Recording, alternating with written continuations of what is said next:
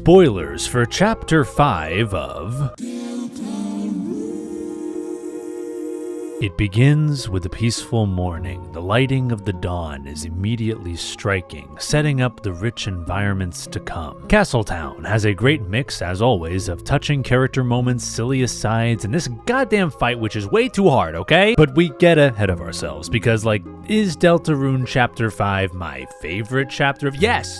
Yes, I actually think it does beat Chapter 2, because the festival is the most fun in Hometown I've had yet. The additional emotive sprites, the hints at plot points to come, tying up some loose ends, and lest we forget that effing Sans that I hate. Why do we hate him though? And it all culminates in this emotional lakeside scene that really shows off 1, Toby Fox's writing chops, 2, his lighting and design improvements, and 3, I am in fact crying. But all good things must come to a fall. The beginning of this dark world, serene, beautiful. Asgore, who drove his family away, who is alone, who is searching for answers and closure, has found refuge here with...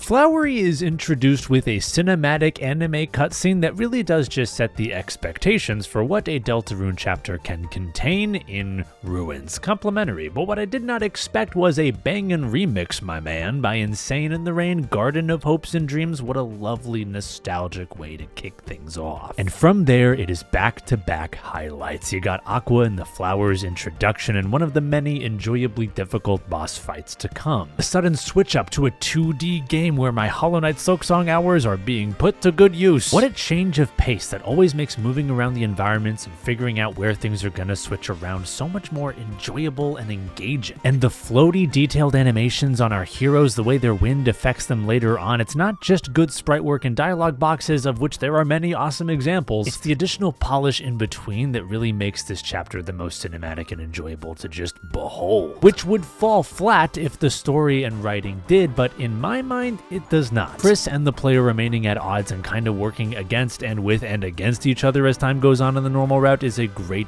bit, but also the most interesting thing in this whole series. Ralsei and Susie getting wise to Chris's motivations, and it's a small thing, but not only is the diner theme a banger, the little sit-downs with the different flowers, I really like that as a way to try and get more interactions out of our whole colorful cast of characters. Ralsei getting the best character depth of this chapter. If 4 was for Susie, 5 very much feels like it's for Ralsei. The dialogue with Flowery throughout, not a single line feels flippant or wasted. This Shadow Crystal boss fight broke me, especially those bloody bomb attacks, but not only did they put Stardew Valley in my Deltarune, not only did they put Hollow Knight in my Deltarune, they put actual Hatsune Miku in my Deltarune. At the end of the chapter, friendship loses to us. We beat Flowery and the Flowers and put them to rest, and this is striking. The Flowers are not Lighteners or Darkeners. They are alive, just not people, but for the time we spend in this dark world. I've seen people chalk this chapter and story as a whole up to escapism is always bad, and kind of like Clair Obscur,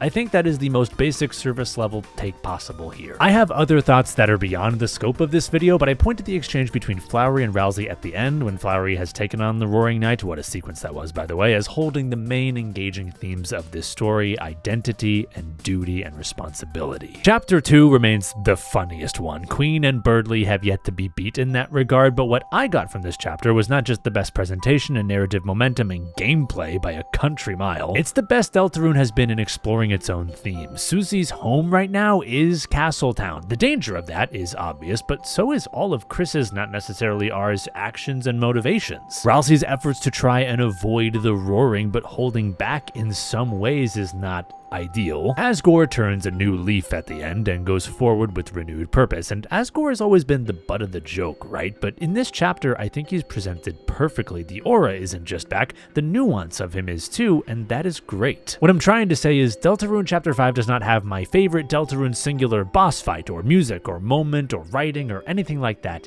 in it. But as a whole, in the context of what's come before, it is the most fun I have had playing Deltarune by quite a bit. And the very end, Susie going home, there's no predicting exactly what the next Deltarune chapter will be like, but if the moments in this chapter are any indication, I am looking forward to waiting again. What other game instills a feeling as rare as that?